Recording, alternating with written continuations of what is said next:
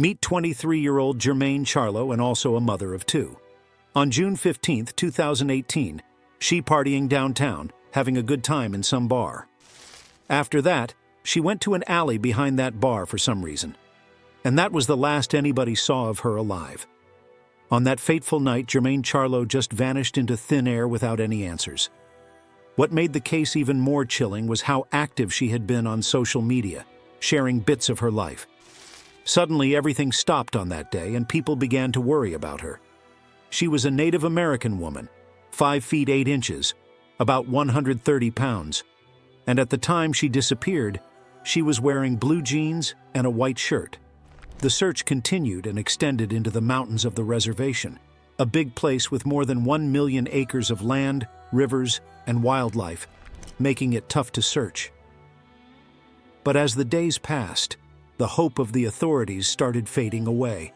Her case is part of a much larger issue, the crisis of missing and murdered Indigenous people in Montana, and Germaine's disappearance is already becoming a symbol of what so many Indigenous families go through.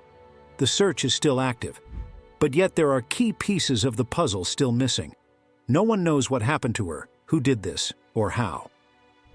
On Highway 93, heading towards Missoula, you can see the billboard with Germaine Charlo's face staring out at everyone. Her intense gaze seems to follow you, a constant reminder that she's still missing. Maybe, somewhere out there. On the day of her disappearance, Germaine was in a bar called the Badlander in downtown Missoula. Surveillance footage outside the bar shows her talking to several people and then walking off into the night with a man. And then she was simply gone.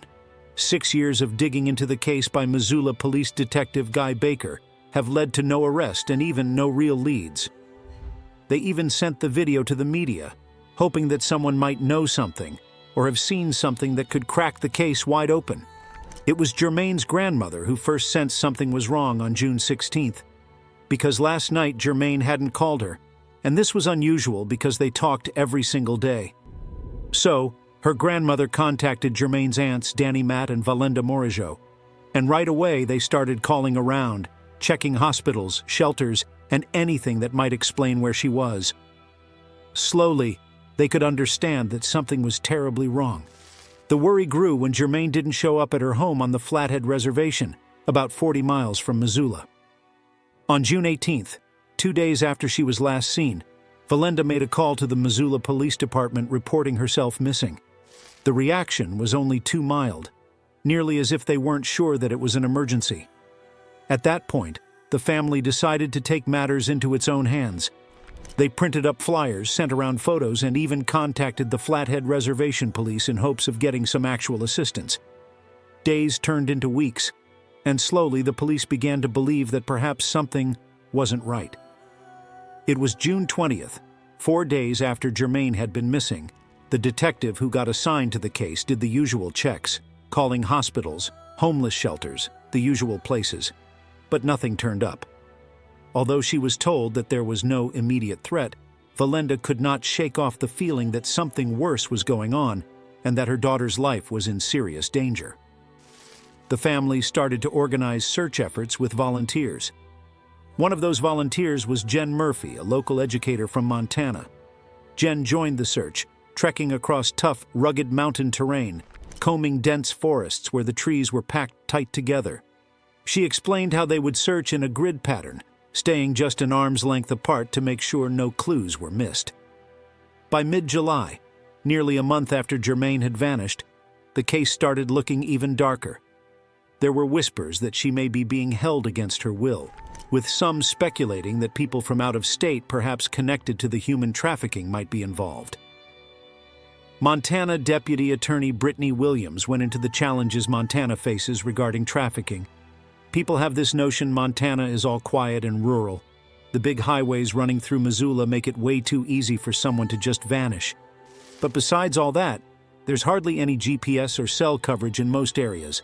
You can be moved from one state to another or even to another country overnight. It's terrifying to think about, and maybe that's what happened to Germaine Charlo. Detective Baker also thought that trafficking was a real possibility. Some also suggested a theory that she must plan this for a long time, and she left the town and everyone by herself. But that doesn't align with how Germaine was as a person.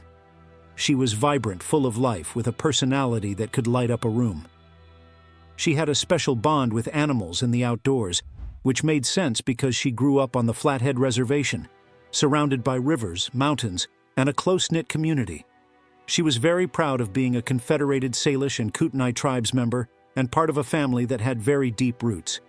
She even carries the genealogy of her great-grandfather, Chief Charlo, who was all about peaceful resistance, and that legacy was a huge part of who she was. Even as a kid, Germaine showed early signs of being someone special. She had a natural talent for art and longed to attend the Institute of American Indian Arts in New Mexico. Over her YouTube channel, she showcased her creativity, making art and speaking out on environmental issues. And later, it was her two sons, Jacob and Thomas, that defined her. It was all about co-parenting and giving them a life full of love, teaching them how to fish, hunt, and enjoy the simple things on the reservation. Germaine was a responsible mother who did everything possible to create stability around her family. Clearly, she was not someone to leave the town, family, and sons. Rather, if you see the history of Montana, Germaine's story isn't an isolated incident. Here, only 6% of the state population is Native American, but they comprise a staggering 24% of the state's open missing persons cases. It is an epidemic, Missoula County Deputy Attorney Brittany Williams said, explaining the problem involves domestic violence, human trafficking, poverty, and homelessness. As law enforcement dug into Germaine's case, slowly they ruled out trafficking because they saw no evidence to support it. The investigation turned in a different direction. On the day she disappeared, Germaine recorded a TikTok video lip-syncing to a song. That video would eventually play a crucial role in the search for her, as that image of her in similar clothes was plastered on her missing person poster. The police were able to locate the man appearing with Germaine in that video. It turned out that it was Michael DeFrance, Germaine's ex, and father of her two children. He didn't have a lawyer but agreed to talk to the authorities. According to him, he was the last person to see Germaine. He said they left downtown together in his brown Dodge truck around midnight. He dropped her off near the Orange Street Food Farm around 1 a.m., saying she was going to spend the night at her friend Cassidy's place. But when the cops looked into it, they couldn't find any trace of this friend Cassidy. During the interrogation, at first, Michael said he dropped Germaine off in Missoula at about 1 a.m. and that she had her phone with her. But later, his story changed. He admitted that Germaine had actually left the phone behind, and he tried, unsuccessfully, to unlock it. Worse still is that he kept claiming he had thrown the telephone away in Idaho, approximately near mile marker 94 on Highway 12, 2 days after he last spoke to her while driving a truck. They never found the telephone despite searching intensively, and investigators were robbed of very vital evidence. There's been widespread head-scratching on why Michael DeFrance did whatever he did. Why would he take Germaine's phone and then throw it away instead of giving it back? When he confessed to throwing it, it just opened up even more questions, but still, nobody has been assigned as a suspect in the case. Rather, digging deeper, they found out Germaine had been in Missoula a lot lately, mostly because of a guy named Jacob, someone she'd met on a dating app. They hadn't been together long, but it seemed like things were clicking for them. Jacob was kind of crazy about her. On the night she disappeared, he was texting her while he was out of state. In their last text, Germaine mentioned that she planned to head to his place that night. Jacob told the cops that he tried calling her right before 1 a.m. on June 16th. He said that it was strange how the phone rang a lot of times and then just stopped. The telephone company later confirmed that the line had been intentionally disconnected. Jacob also indicated that the day before that, Germaine had let him know that she had some sort of fight with Michael. Apparently, he was yelling at her, asking if she was seeing someone else and if she wanted to get back together. Jacob was fully cooperative with the cops, and they never thought he was involved in her disappearance. Now, in the surveillance footage from the night she went missing, which shows her walking ahead of her ex, Michael DeFrance, it looked like Germaine was trying to keep some distance between them, with DeFrance trailing behind her. But despite being the last one with her, DeFrance hasn't been named as a suspect yet. Basically, Michael already had a history. Back in 2010, It was when Germaine was already 14 years old that she met Michael. He had just moved into the house across the street with his family at the age of 16. They quickly bonded over fishing and long walks, soon becoming inseparable. It wasn't long, though, before things began to look a little off. One of Germaine's family members found some explicit photos of her and confronted Michael, but he didn't really say much about it. Even though the family wasn't happy about it, Germaine and Michael's relationship carried on. Fast forward to April 2013, just before Germaine was about to turn 18, and things really started to spiral. A phone call came in, and it turned out that Michael had physically attacked Germaine.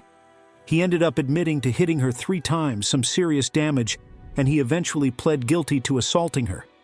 But instead of jail time, he got some restrictions, like being banned from owning firearms.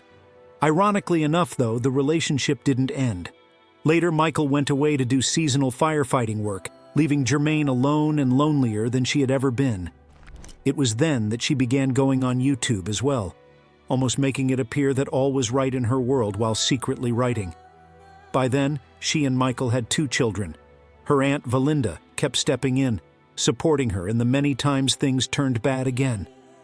Then, back in 2017, Germaine and Michael's on-again, off-again relationship finally ended, but the damage was done. Several years of ups and downs between them left scars that made everything even more complicated, especially as soon as Germaine went missing. Even though she tried to start anew and live her life, Michael still held a tight grip on her. The more Germaine tried to stand on her own, the worse things got. Her family could see how tough it was for her, especially as the mother of his kids. She had to be careful, constantly walking on eggshells around what Michael expected from her as a mom. Then, in early 2018, matters took a darker turn. Germaine and Michael got into an ugly custody battle over the children. With barely any resources to fight back, Germaine found it difficult to represent herself in court, whereas Michael, with his lawyer, managed to get sole custody of the boys. The court awarded Germaine visitation rights, but the experience did weigh on her. Germaine's cousin, Shayla Russell, saw how much Germaine had changed during this time. She seemed more isolated and scared, even talking about feeling unsafe and having nightmares.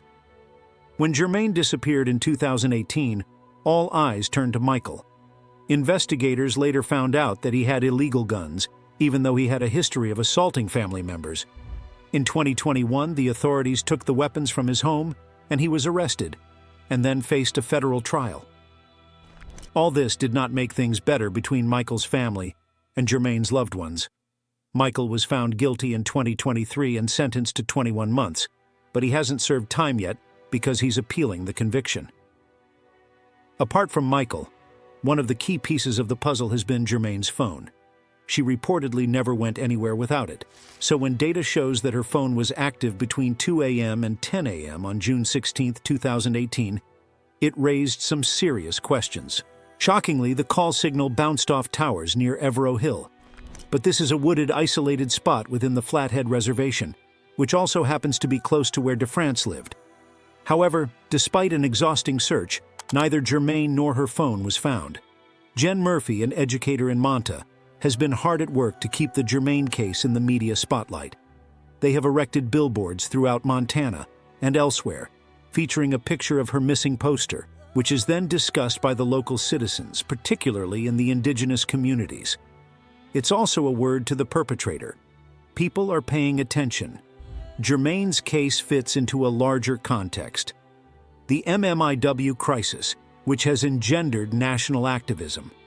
In 2019, the U.S. Justice Department established a special task force to combat such crimes in hopes of offering higher public and financial attention to the problem. The search for Germaine has proven pretty intense, with authorities going all out, getting multiple warrants, including ones to search Michael's property. However, even with all that effort, a lot of the records are still sealed because the investigation is ongoing. The case is now what they call a no-body homicide, serious but also tricky, since they don't have Germaine's body to go on. Even after many years, Danny promised she wouldn't ever give up on looking for Germaine. So what do you think? What could have happened to Germaine? Is she alive or murdered or captivated somewhere or trafficked? And most importantly, who could be behind all these? Her ex and father of her children, Michael DeFrance, or is it Jacob, or is there completely something else in play? You can share any of your ideas in the comment section. And while this is one of the most mysterious and unsolved cases, this one, on the other hand, is one of the most violent and brutal murders you would ever see. Just click on this and see how not any serial killers, but also common people, can do unthinkable violence if they want. If you liked this video, give it a thumbs up and subscribe to this channel for more spine-chilling true crime stories. See you soon.